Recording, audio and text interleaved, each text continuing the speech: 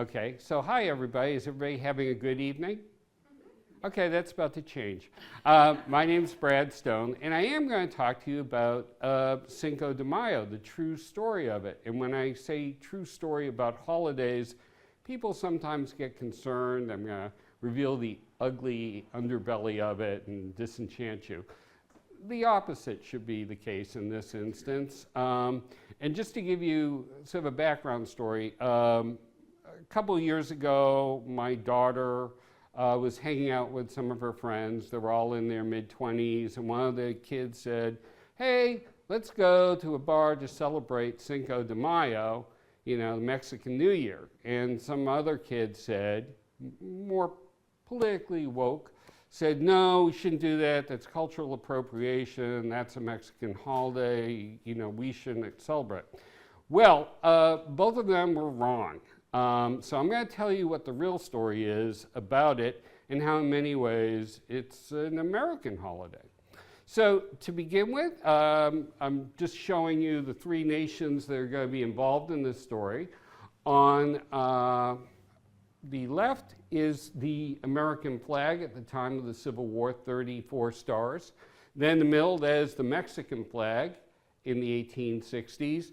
And then at the far right is the imperial flag of France during its Third Republic. So we could advance the slide, please. Okay, so here's the first challenge question. What is Cinco de Mayo? Can anyone answer that? Yeah, it is the 5th of May. Well, anyone have an answer to what it is? Celebrating a battle? Absolutely right. Round of applause. And I was going to give as prizes bottles of tequila, but looking at the audience, you're all too young to be drinking. So instead, you get this bag of Fritos. So here you go. Yeah. Yeah. And to keep everybody, secure, I've hired an armored guard to take you to your car if you are a prize winner. Okay, so next slide, please. This woman was absolutely right. It is not Mexican Independence Day, which is September 16th.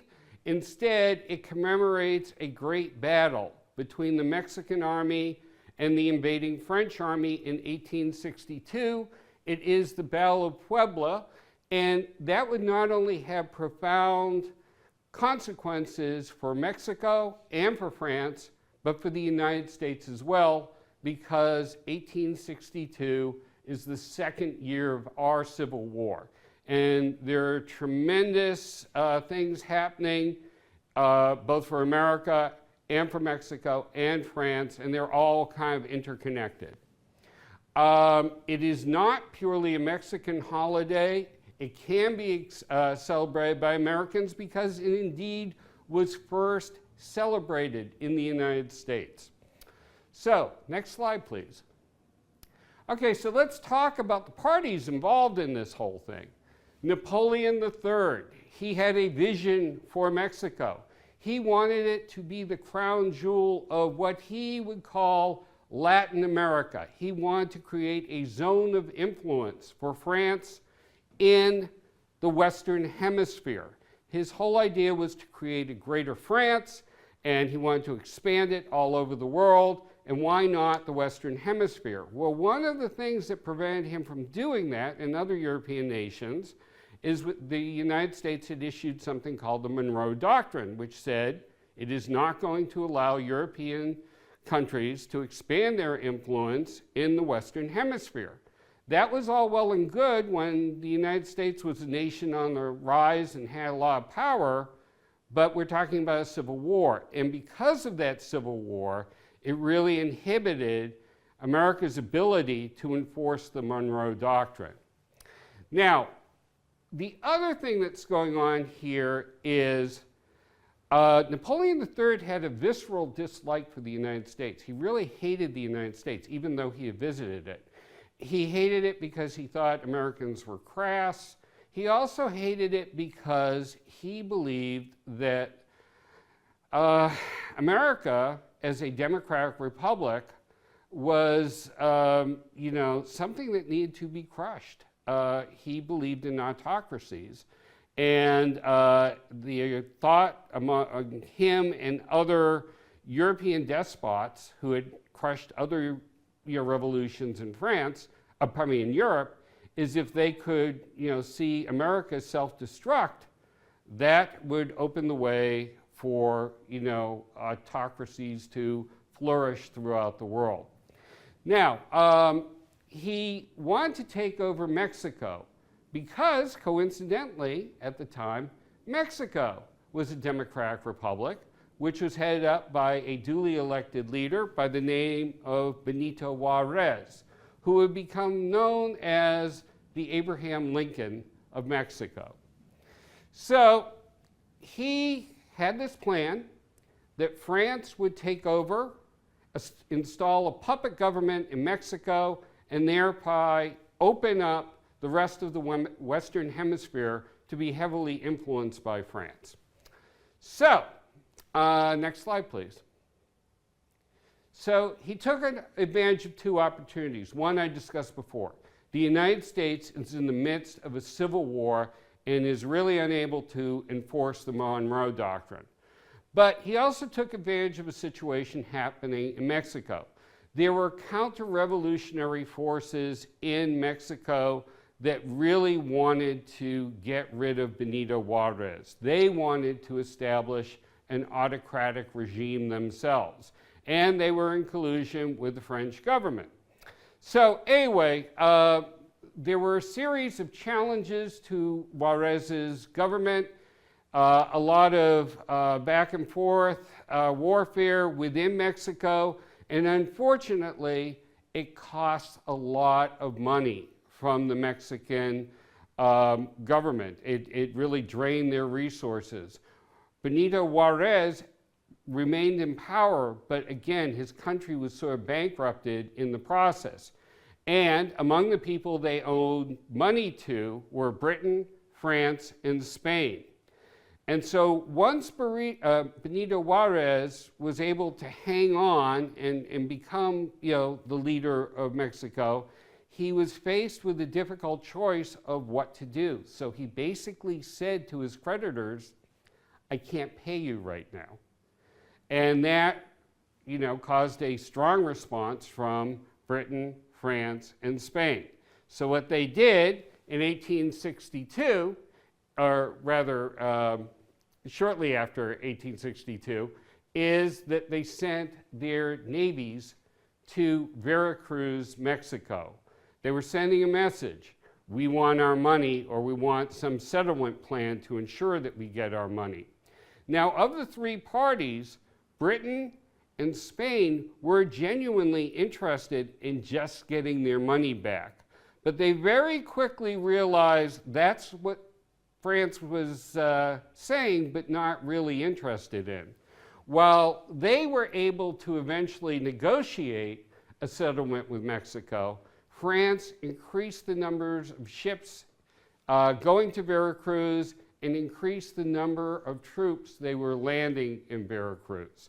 The British and the Spanish eventually realized that they wanted no part of it. They got their settlement with Mexico and they left. But the French remained and kept adding troops. Next slide, please. So basically, the French finally declared what they were up to. They were going to invade Mexico.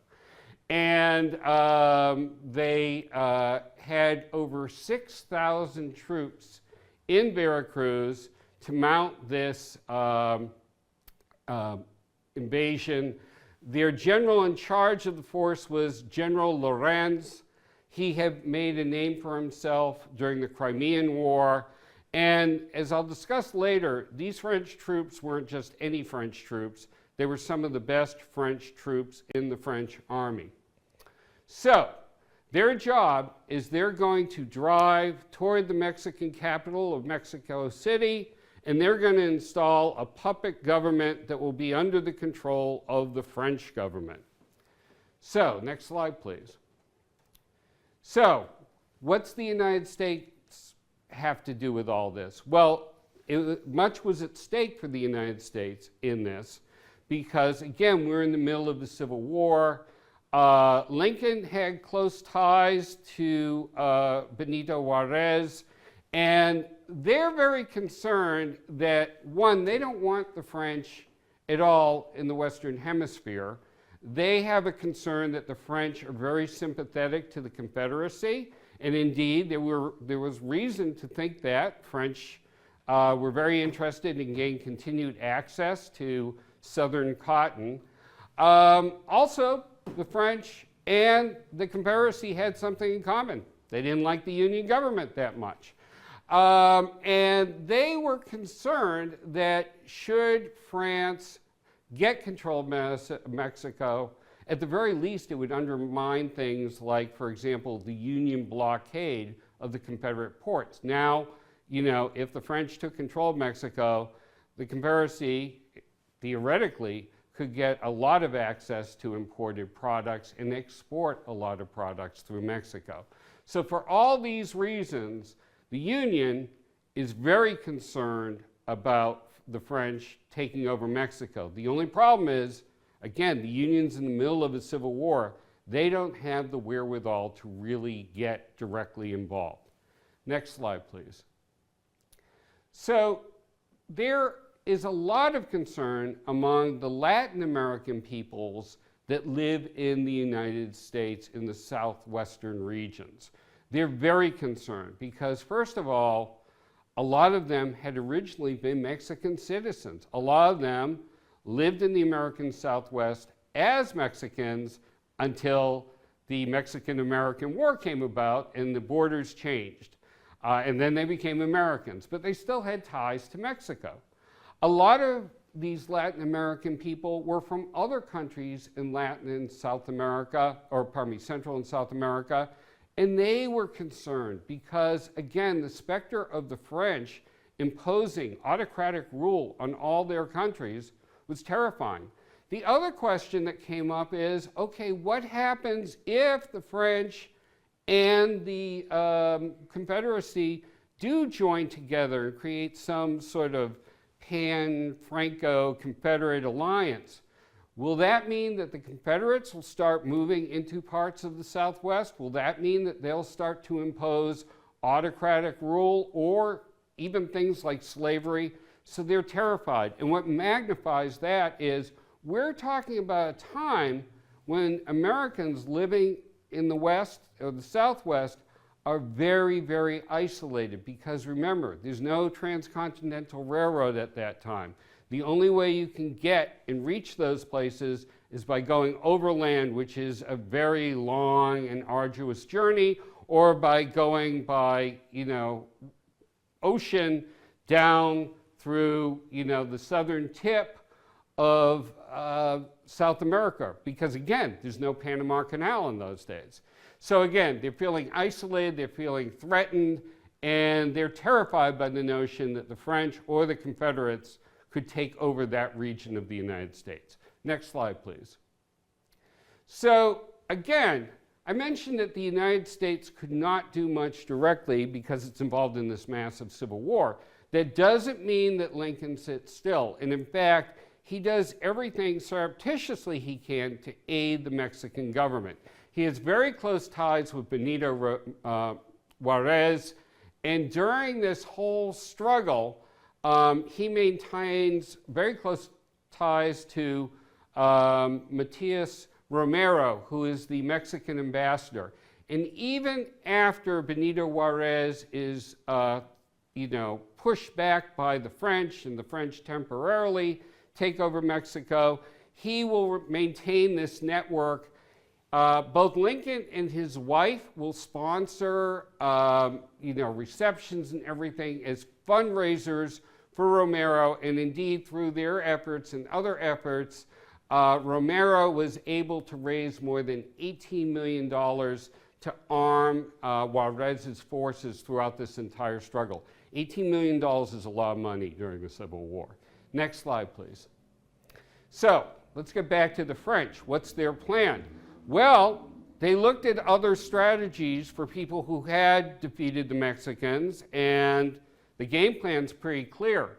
They're going to do both what Hernan Cortez did and what American General Winfield Scott did during the Mexican-American War. They're basically just going to take a straight line from Veracruz at the coast and go over to Mexico City. Looks pretty straightforward. There is one notable city they'll have to pass through, and that's Puebla. And we'll be talking about that because that's where the battle's going to take place. So I mentioned that the French have some of the best troops at their, in their army, and those would be the Zouaves. You see them over on the side there. They are the elite troops of the French army. They're known for their ferocity, their tenacity, and their skill. Next slide, please. So how about the Mexican side? What do they got going for them? Not much. So they're led by a guy by the name of General Ignacio Zaragoza. And he doesn't look like much of a general, does he? He's a very small, kind of frail fellow. He's wearing glasses. He was actually born in what would be considered now to be Texas. And for a while, he, thinks he's going to go into the mercantile business. He then decided he'd go into the Mexican National Guard. During this initial Civil War struggle between Benito Juarez and the reactionary forces that try to deny him his elected post, he will fight for, Juarez, and as a reward, he becomes the Minister of the Army and Navy. But when the invasion comes, he says, I don't want to sit behind a desk. I want to be in the field leading forces. And so, after some resistance, he is given that opportunity, and he will be the leader of the field commander of the Army of the East. And that's the primary army that's going to face the French. So, what are his forces consist of? 4,000 men. And what's worse, they're not trained soldiers. They're kind of a hodgepodge. Some are soldiers. Most are militia that are sort of trained. Many are just partisans who are, given a machete and a gun and told to march along. They're going to kind of learn on the fly. So they're poorly armed, poorly trained, and in every way kind of outclassed by the French. Next slide, please. So, okay, the French start out on a great note. The one concern they have is there is a very narrow pass that their army has to go through. And this is the Alcazingo Pass. I probably mangled the pronunciation of that. But you can see it's a narrow way. And boy, if there's going to be a resistance to their army, that's probably the logical place it's going to be mounted. Well, they come up to that, and there is a Mexican force there, but they're able to kind of push it back easily. So it looks like the road to Mexico City is just wide open to them. In fact, they're so cocky that there are local forces of Mexican reactionary soldiers who offer their services to the French. They'll say, hey, we'll fight with you. We can use you. You can use our services. And the French just kind of blow them off, saying, we don't need you. We have all the troops we need. Thanks, but no thanks. So they keep marching. Next slide, please. So they're coming near Puebla, and they're aware that there are going to be some Mexican forces there, but they're not concerned. So the commanding general, General Lorenz, gives what even by 19th century standards is one of the most crazy statements ever made. He tells the French ambassador in Mexico the following: we are so superior to the Mexicans in race, in organization, in discipline, in morality, and in elevation of feeling that I beg your excellency to be so good as to inform the emperor that at the head of 6,000 soldiers, I am already master of Mexico. Okay, well, that's quite a statement there. At this point, if we can go to the next slide, I offer this challenge. Does General Lorenz look like a famous character of our time? Does his face bring to mind anyone that we may have seen? Anyone? Who? Stalin? A little bit of the thing. Let's go back to one slide. There he is again. Does that remind you of anyone? Paul McCartney. You are absolutely wrong, but for saying a name, you win another prize. You get Doritos. All right. Okay, no, all of you can't stand the wait. Okay, hit the slide. Kramer, yes. So, at least to me he does. So anyway, all right, well, next slide, please. Okay, so while his army is on the march, the Mexican leader, Zaragoza, readies the Mexican defense of Puebla. And what he does is he basically, entrenches everything. He builds up fortifications, and he puts the bulk of his defenses on the two highest points of the city, Fort Guadalupe and Fort Loreto. And in preparing for the battle, he says to his staff, it will not be said that a French force of 6,000 men has dominated a country of 8 million. Without meeting resistance, it is necessary to fight. And he assures President Juarez that he will defend Puebla despite the overwhelming odds that the Mexicans face. Next slide, please. And the challenges he faces grow higher and higher, because just a few days before this battle, a group of reinforcements that he is supposed to receive die in a horrible accident. Over 1,000 men die in a munitions explosion. But it gets worse, because just before the battle, there are rumors that there's a reactionary Mexican force in league with the French that's going to attack him from another direction. So his already diminished group of soldiers, part of them have to be diverted to counter that group. So this left the Mexican defenders at Puebla facing the French army that is twice their size. And they are veteran soldiers. The Mexicans are not. Next slide, please. So you can be sure that the French are going to win this battle and win it easily. So it starts off great for them. They're confident.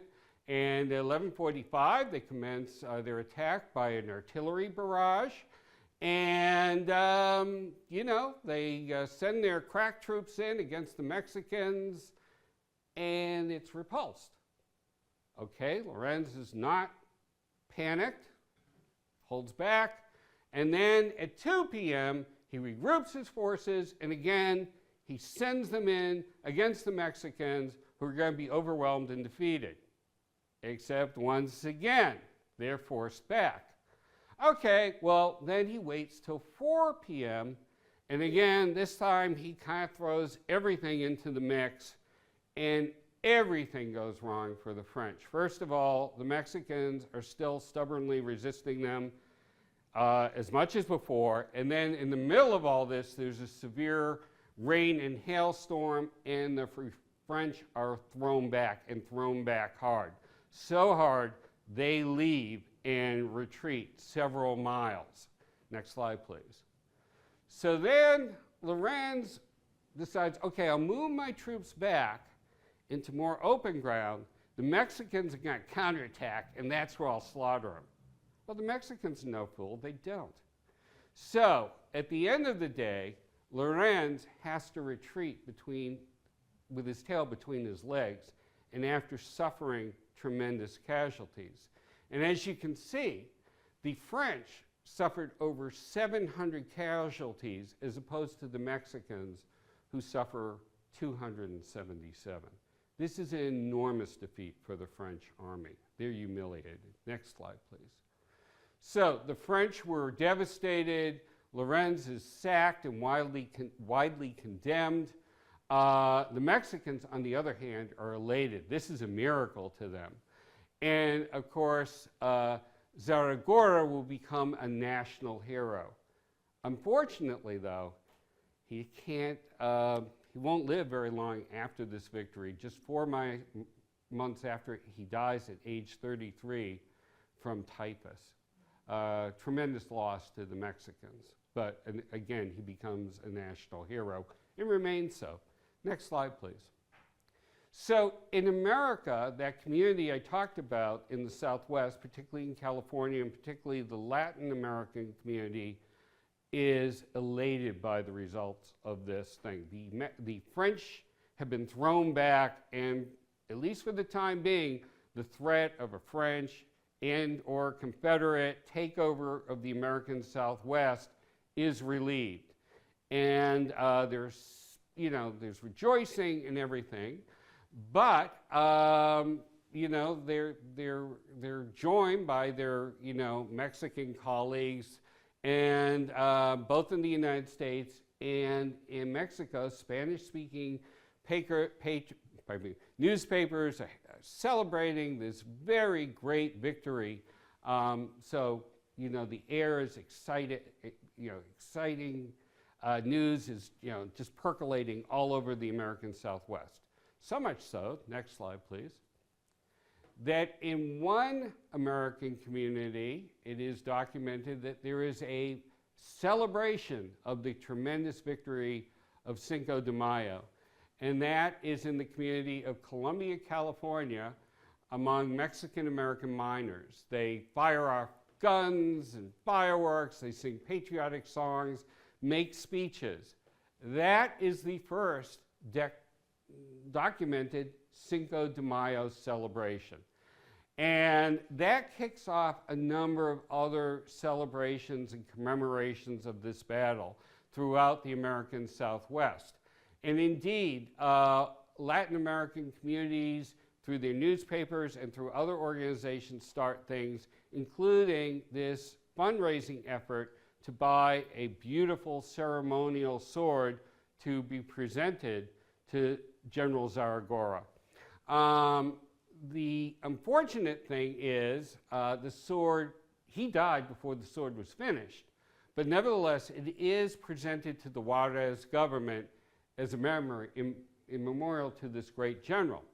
Now the other thing that starts to happen is this really kicks off a real patriotic fervor within this Latin American community throughout the Southwest, and again, particularly in California. You see the rise of Spanish language newspapers. You see the rise of patriotic organizations throughout this whole area. And when I say patriotic, it's kind of a dual patriotism.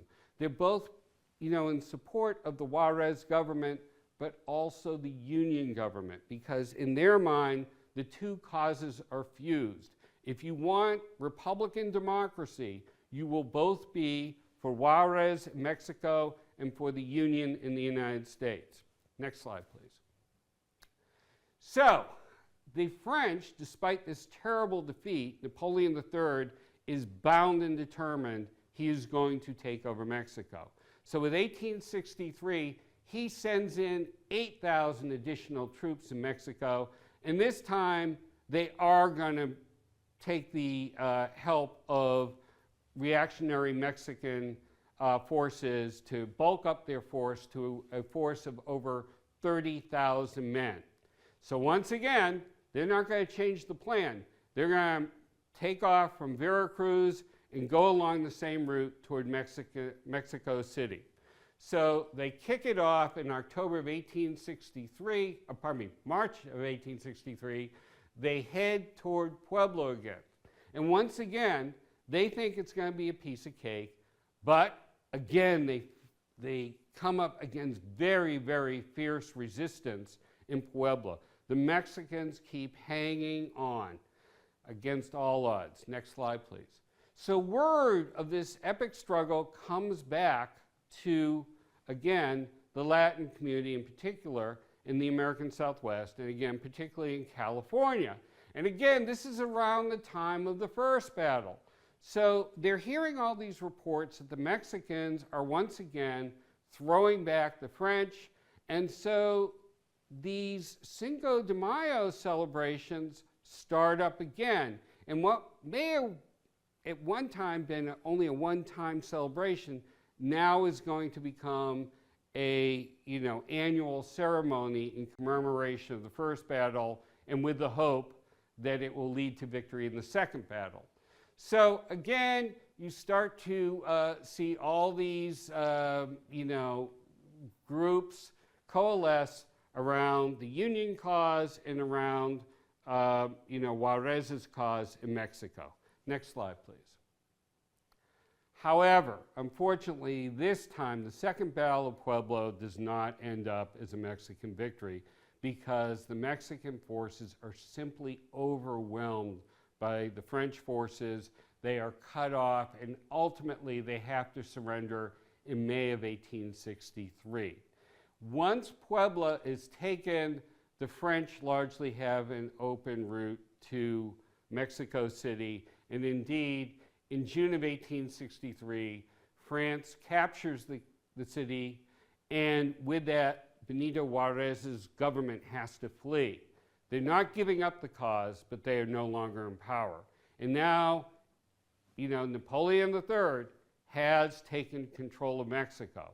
He's going to establish a puppet regime in there, and he's going to have it headed up by Austrian Archduke Maximilian and his wife Charlotte, who will change her name in deference to the Mexican people to Carlotta. That's going to make things just fine. Okay, so next slide, please. So again, this takeover of Mexico, rather than cause the Latin community in the United States to cower, just re-energizes them all the more. They're more determined than ever to continue fighting for the cause of Juarez in Mexico and for the Union in the United States. And indeed, you start to see a lot of that community volunteering either in the Union Army or in Juarez's army. And indeed, one of the more prominent families in California is the Vallejo family. There you see Majano Vallejo there, the patriarch. One of his sons will serve as a surgeon in the Union Army. Another one of his sons will volunteer in the army of Juarez. So again, there's this growing fusion between loyalty both to the Union and to the restoration of the government of Benito Juarez in Mexico. Next slide, please. Now, what's happening in Mexico? Well, the new emperor, Maximilian, and his wife arrive in Mexico. And almost from the beginning, it's looking really, really bad. For one thing, he actually believes that the Mexican people want him there, and he wants to be an enlightened leader. So he starts enacting these reforms, which manage to do two things. One, they don't win him any more support from the Mexican populace that thinks he's just an interloper. But what they do manage to do is they manage to really annoy the reactionary forces that help put him on the throne. So from the get-go, his support is just dwindling among the entire range of the Mexican population. The only thing that's propping him up is the presence of the French army. Now, he also makes a concerted effort, and boy, the French do too, to get recognition from other countries around the world. They never do. A few, but none that are notable or in any way helpful. And there's one country that's sure as heck never going to support them, and that's the United States. They are, dead set against this regime, and they're going to do everything to undermine it. Again, they're limited, in the middle of the Civil War. But as the Civil War starts to, wrap up, that's going to change. Next slide, please. So, by 1865, the war's not quite over yet, but everybody's pretty certain what the outcome is going to be. It's not a question of whether the Union's going to win. or probably if the Union's going to win. It's now a question of when it's going to happen. So now the Union does have more resources and is willing to increasingly get directly involved in getting the French out of there. So one of the first things they do is they send General Lew Wallace down there. Lew Wallace has a lot of connections with Juarez's government, and he establishes a line of contact directly from the rebels under Benito Juarez, who are mounting this continuing effort against the French puppet government and the Lincoln administration. And slowly but surely, they're developing means to directly support Juarez's rebels. One of the things that's done is the Secretary of War is Ulysses S. Grant, who's very sympathetic to the Mexicans. So he decides to deploy American forces along the Mexican-American border. And who does he pick for that? Phil Sheridan. If you want to, put a trigger-happy guy in a place, he's your man. You give him the slightest excuse, he'll start a war for you. And what he instructs Phil Sheridan to do is he says, take plenty of supplies, take plenty of ammunition, take plenty of everything, much more than you need. And by the way, you're going to lose it from time to time in certain places along the border. You're just going to kind of leave it there by accident. Well, guess who's going to pick it up? Juarez's forces. So by the end of the Civil War, the U.S. is directly, arming Juarez's forces. And Grant is applying more and more pressure. He's the bad cop. The good cop is Secretary of State Seward. He says to the French, I am not going to allow Grant or anyone else to, cause a war. I'm a man of peace. However, if you don't get out of there soon, I may not be able to do it. He doesn't even refer to the puppet government as a government. He calls it an experiment, and he says to them, you have to end your experiment within the next few months, or I can't help you anymore. Next slide, please. So what happens? Well, the emperor, Bonaparte III, is realizing the United States means business. The war is over now. The Civil War is over now. Now they have all they need to kick the French out. What makes matters worse for Napoleon is his empire in Europe, in other places, is starting to get overextended. He can't go on the way he's going on. He makes the decision rather quickly after the Civil War that he's got to get all of his troops out of Mexico. So indeed, in 1866, Napoleon withdraws all of his forces from Mexico, all of them, not even a skeleton force is left behind. Once that happens, Maximilian's goose is cooked, and very quickly thereafter, he's forced to retreat from Mexico City. Juarez resumes his rule of Mexico, and they hunt, Maximilian down. And in May of 1867, he's summarily executed. And this picture you see here is done by the French artist Edouard Manet. It's called The Execution of Emperor Maximilian. I'm not an art critic or anything like that. I think it's a very moving picture because basically there's no heroism to Maximilian. He looks, like a target dummy there. You can't even really see him as a person. If you looked at that picture, it almost looks like they're taking target practice. They're very blasé about it. There's no glory to it. It's I think, a very, in its own way, kind of moving picture in the fact that it's showing the death of a man who would be emperor but just dies as a nobody.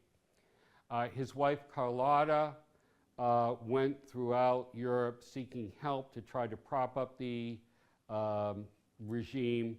No one listens to her, and she ends up going insane. Next slide, please.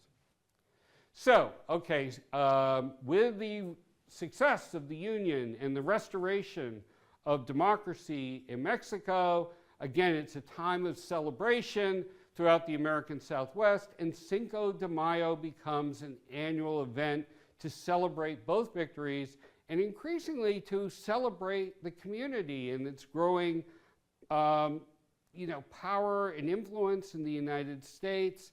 And there are all sorts of celebrations that will continue as the years go by in the 19th century and into the 20th century. And indeed, at the turn of the century, President McKinley becomes the first American president to participate in the Cinco de Mayo celebration when he visits El Paso, Texas.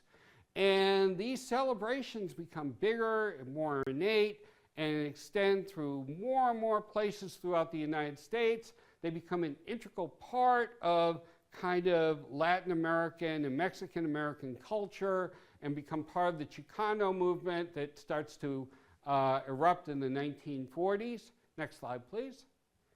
And the celebrations continue to grow and grow, but in the 1980s, they get fueled to a whole new level by something called beer.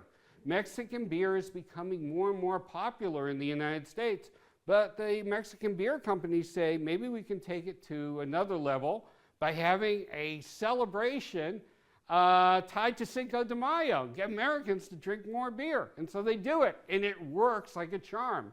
And indeed, by 1998, there are over 120 official Cinco de Mayo celebrations in 21 different states. But boy, it doesn't stop there. It still continues to spread like wildfire. In the 1990s, the White House hosts the first Cinco de Mayo celebration there. In 2005, the U.S. Congress will officially pass recognition for Cinco de Mayo as a American observance. And indeed, by 2013, Americans are consuming more beer on Cinco de Mayo than they do on either St. Patrick's Day or Super Bowl Day. So, wow, it's a big success. It truly is an American celebration. Next slide, please. So here's the next challenge. What traditional Mexican beverage do Americans consume more of than any other nation? Any guesses? Tequila. Round of applause to that man, yes. Now I know what you're thinking. I'm going to get a cheap prize like the other people did. No, not you, sir. You get this original taco seasoning mix from McCormick, so there you go. All right, yeah, it is tequila. So, next slide, please. Okay, how about Mexico? Well, ironically enough, it's not much of a holiday there. It is true that the schools are let out throughout Mexico, but in terms of other national observances, no, it's really kind of low key. There are two states, however, where it is a bigger deal. One of them is Veracruz, because that's where the French invasion started. And of course, the other one is in Puebla. That's where the battle took place. And there it is a big deal. They have parades, they have festivals, they have reenactments, and there it is a big deal. But throughout the rest of Mexico, not really that much. So again, in many ways, Cinco de Mayo is more of an American holiday than it really is a Mexican holiday, but it certainly owes its roots to that battle in Mexico. Next slide, please. So Cinco de Mayo's enduring legacy in both countries. It is a victory that was an enormous blow to French imperial ambitions, not only in Mexico, but throughout the rest of the Western Hemisphere. For the Union, that victory buys the Union quite a bit of time. In 1862, things aren't going very well for the Union, and the loss of Mexico would have had a far, far worse impact on the Union cause than it did a year later. By 1863, things are starting to go better for the Union, and the idea of a French Confederate alliance dissipates quite a bit. The Mexican victory in Puebla, as I mentioned before, really helped galvanize the Latin American community, particularly in California, and behind the cause of liberty in general. in both countries, both in Mexico and in the United States, and it really caused them to actively support both the Union in the United States and the cause of democratic Mexico and Mexico. Next slide, please. Oh, no, I'm sorry, go back. I'm sorry, terribly sorry. It also really kick-started the growth of Spanish language newspapers, patriotic organizations in the American Southwest, and again, the observances of Cinco de Mayo. All of this created a much stronger, more cohesive Latin American culture in the American Southwest, and the growth, both politically and culturally, of that community in our country. Next, oh, no, I keep saying that, I'm sorry. Okay. Also, it really helped forge bonds between the United States and Mexico. This experience really led both countries to understand that they had common bonds in terms of the respect for Republican democratic government, and they both had other enduring bonds of friendship that would last to this very day. The defeat of the French also marked the last major challenge to the Monroe Doctrine until almost 100 years later. And the widespread celebration of Cinco de Mayo in the United States also helped really make the Latin community a very vibrant force within the fabric of our culture. Next slide, please, and this time I really mean it. One other quick thing, how this kind of gets back to our area. So I mentioned the very vital work that Lew Wallace did in terms of forging this direct connection between the Mexican counterinsurgents under Juarez and the Lincoln administration toward the end of the war. Well, he only got that opportunity because he won a very major battle here. It wasn't major in terms of its size, but in terms of its significance. Indeed, I think I've talked about it before here, but that is the Battle of Monocacy. And actually, I'm technically wrong. He didn't win it, but he held back the Confederacy long enough so ultimately it was a Union victory. They were able to prevent them from taking over Washington, D.C. in the summer of 1864. His reputation surged as a result of it, and that's why he was given a lot of special and very sensitive responsibilities, including establishing those ties with the Mexican rebels. Next slide, please. So I won't go through this because we already talked about his ability to force the Confederates to not gain Washington, D.C. during the critical election year of 1864. Next slide. We'll go through that one too because I already talked about that. Thank you. And that's the Battle of Monocacy. Again, we can go through that. But okay, one other important thing, and I mentioned this the last time, but for those of you who weren't here, and even for those of you who were, it bears repeating. The lasting legacy of Lew Wallace, this man who fought so close to where we are today, is that he would go on to become the territorial governor of New Mexico, and he would meet Billy the Kid, and then he became an envoy to what is today called Turkey. But his really, truly lasting legacy to America in the world of literature is that he wrote a book by the name of Ben-Hur, which would become the best-selling novel in the United States from the year it was published, 1880, until 1936, when it was replaced by another book by the name of Gone with the Wind. It was made into many, many plays on Broadway and off, and it was made into 3 major motion pictures, the second of which, in 1959, was seen by approximately half the U.S. population in the year it was issued, and in 1959 received 11 Academy Awards. So the man left a truly major legacy to the nation and again to literature. Next slide, please. And those are the main manifestations of his work. Next slide, please.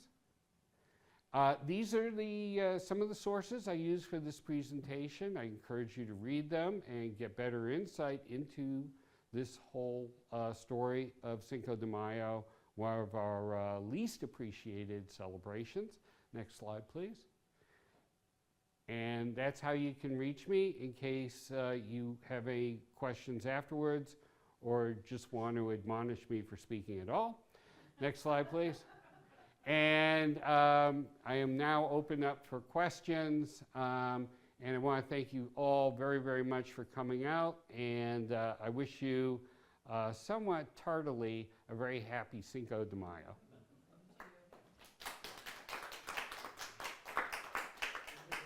Questions for Brad? Why would an Austrian agree to head a French government in Mexico? He is actually a very sad figure, Maximilian. He was overshadowed by his brother, who was the Archduke of Austria. He would never become the leader of that empire, so he didn't have much to do. And so Napoleon, I should say, very cruelly, knowing this, played upon him, and he convinced him that there had been this referendum in Mexico and that the Mexicans desperately wanted a leader of his, stature to be the head of their empire. And he played upon his vanity.